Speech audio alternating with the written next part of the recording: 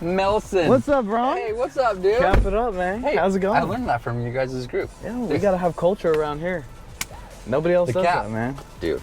You know, we got tired of like sliding. You get slip and slide on the hands and everything. Well, yeah, and then I do this, and like, and I don't know what. There's too many things that go wrong in that situation. I'm like Will Ferrell in the like. What do you do with your hands? Right. I don't know what to do with my hands, man. That's right, dude. How are you doing?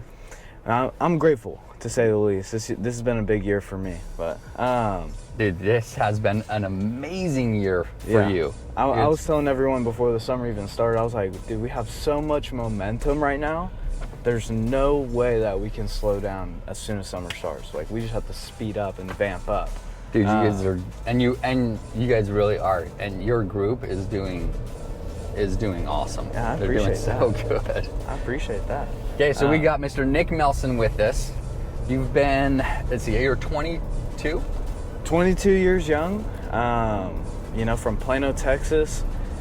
3 years at Texas State, so shout out, you know, the old Bobcats. But, yeah. Yes. Grateful for this job so I didn't have to graduate from there, you know what I mean?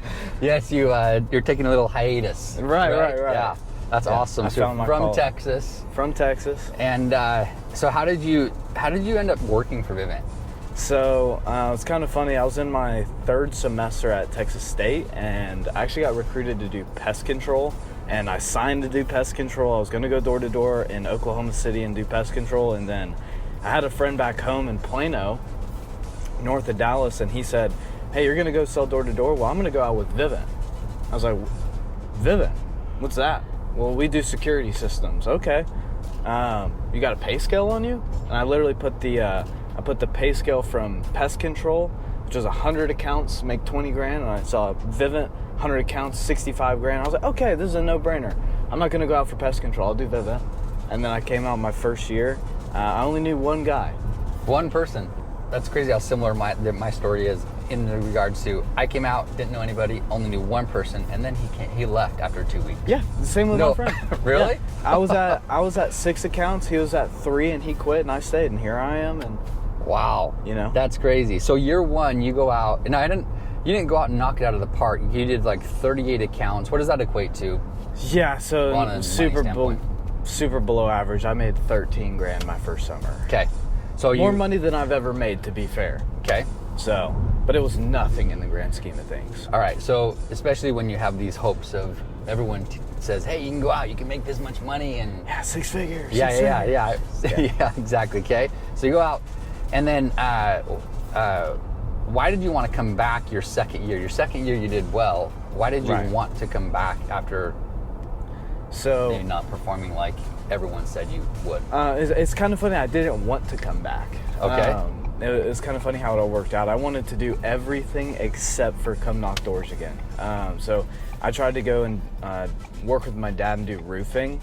And I was still going to be knocking doors, but it was going to be a completely different type of sale and that sort of deal. It didn't really work out. We didn't get a hailstorm in Dallas for like the first time in, I don't know, 8 years or something. So there was no work to be done. Okay. I ended up coming back out because I'm a 21-year-old kid, no college degree, no real experience other than 1 year with Vivint, and then COVID hit. And I was like, oh my gosh. COVID! Because I found another job. I was going to do sales over the phone, making salary, and then they let me go as soon as I got hired. And I was like, Vivint, here I come back. Dude. Yeah. And I'm grateful that I could come back because, shoot, I don't know where I'd be. Okay, so year two, you come out, you do 120 accounts. Right. What does that equate to financially? What did you make that year? I made $83,000 my second year. Holy crap. Yeah. 83 grand your That's second year. Huge jump. Okay. A huge jump. Okay, talk about huge jump. Yeah. So this year, it's your third year, you're 22 years old, you're pacing for 300 personal accounts. Right. And over 500 in your group. What does that equate to? So 300 accounts, 500 in my downline. I'm looking at $250,000 at 22, but like I said, I'm super grateful to be here because I didn't think that I would be back. Yeah. And then I heard Wyatt say one time in Vegas, like at the manager retreat last year, he said the pay scale is designed to be maxed out. And I was like, huh. Well, then the goal is to max it out this year. So wow. I really, really, really am pushing for it because not too many people are hitting those numbers. And the biggest thing for me was a limiting belief. I didn't think that I could do that. I didn't think that was me. But now, this year, all of the off season, I've been in my head I'm gonna be that guy. I'm gonna be that guy. I'm gonna be that guy. I want to be on stage, talking to people. I want to be training people. So this year, I've really switched up everything, and I'm just 100% bought in. How did you switch that? Because we all want that, right? So many of us want that. We Right. want to be doing well financially. We want to, have the accolades and get on stage and do those things. But what switched for you? It was one of those things, especially year 1 and year 2 for me. Year 1, I was nobody. I was a 38 account rookie. I was nobody. I didn't put up big numbers. I wasn't a well-known person. Year 2, I came back. I really wanted to put a little bit of respect on my name. So you, Cheyenne, Wyatt, Lucas, those guys, they really would know who I was on a first name basis. Yeah. And then this year, it's literally just, I'm not going to try. I've never been bad at anything in my entire life. I don't mean that I'm good at everything. Sure. I just haven't been bad at anything. But until this job, I was like, oh my gosh, I'm terrible. This job will bring everyone to their knees. At some point. It really will. It's definitely going to push you to your limit, that's for sure. But this year, I just really wanted to flip the switch and just be that guy and really push myself to see how far I could take it. Did you grow up with that kind of mindset, or was this something that the mindset of, I want to be at the top, I want to be the best, or was this something that you had to kind of rummage up yourself? Yeah, I would say that I want to say that I grew up being that way, but I really didn't. And if you talk to anyone that I grew up with, they'll tell you I was very quiet, I was introverted, I never really was loud about anything. This is my business, so I'm going to treat it like I own it, So I want to be that guy. I want to be, you've seen The Wolf of Wall Street. I actually haven't seen that one. You haven't seen the movie? No, I haven't, but I have heard so much about it, and I kind of have the gist of it, but I have not seen it. Oh man, you're going to have to, PG-13 version of it. Okay, fair enough.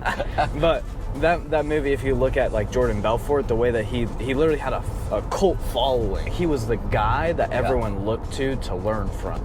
All right, Nick, so you've mentioned you like to help others grow and become better, and you want to be the guy that can do that, right? Absolutely. Give me a technique that you use or you train your people with. So I do what's called looping, and it's an objection handling strategy, where basically you're gonna loop back anytime they have an objection. Basically treat it as a smoke screen, and just move forward down the sale. Even if you're at the table? Even if I'm at the table, I'm treating everything like it's a smoke screen. Okay. Yeah. That's great. So let me, let's do this. I'm going to scrimmage with you, role play. Okay. So I'm the customer. We're sitting down at the table, and here he goes. Gotcha. This all sounds good, but I just kind of want to do my research. I don't want to make a same day decision. Yeah, I'm with you. And I'm not going to twist your arm into it. I hear what you're saying. But let me ask you a question. Braun, if you had the system, would you use it? Yeah, I'd use it. Yeah, so you'd use the system. Now, just so you know a little bit about Vivint and why you probably never heard of us, we're one of 2 publicly traded companies in the security industry. It's us, and I'm sure you can guess the other one. Yeah.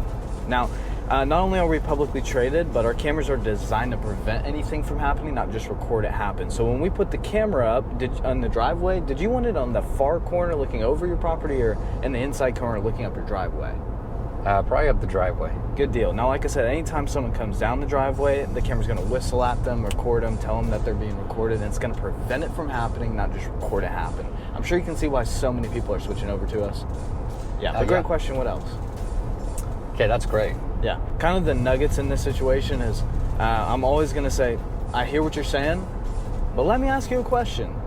That's easy. You can. It's easy. Anybody can do that, and then you just need to know what you're gonna, where you're gonna go after that. Exactly. Right? So ask them a question that you're gonna get a yes out of, and then give them some more information as to why they're gonna go with Vivint, not any other company, and then redirect. So great question. What else? Yeah. Great question. What else? Boom. That's awesome. That's good. It. That can be applied. That can be applied today. right, guys? You can go out and you can be applied today. And I told my, like, you should apply that today. I do that on the doorstep. I do that in the house. It's very easy, and unless you get hit with the same objection twice, you can do that over and over and over and over again. Love it. So, no, that's great. All right, Nick, this is probably the last question. But what advice could you give to sophomores that want to take it to the next level like you did? yeah, I get that pretty often. Okay. The biggest thing for me when I was going from year 1 to year 2 was I had to completely change my attitude about the job and my work ethic, right? Because the main thing for me was I didn't know how good I could be at the job, and I've seen other guys where they don't really know how good they could be at the job.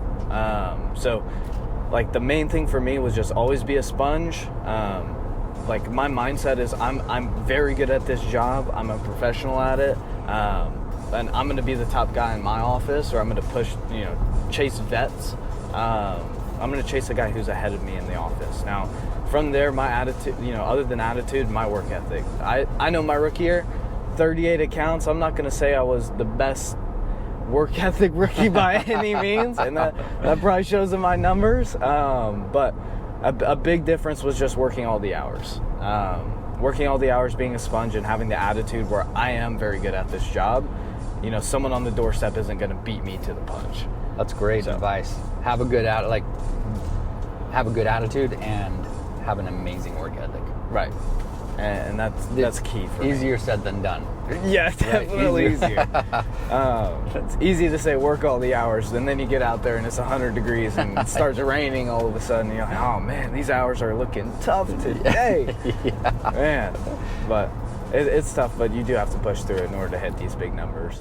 Dude, Nick, thanks a bunch for spending time with me today. Yeah, thanks for having me. Got you to this amazing area right here. That was juice. Did you knock down 3 today? Deal? Oh, this is juice. Oh, yeah.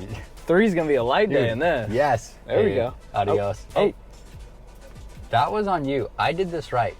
You corrected me. That's my fault. You know our culture. We cap it up. Come on, all right, Nick. bro. Come on. Same time next week? Same time next All right, week. Deal. You're awesome, Nick. Okay, see ya. I'll see you. Yep. Peace.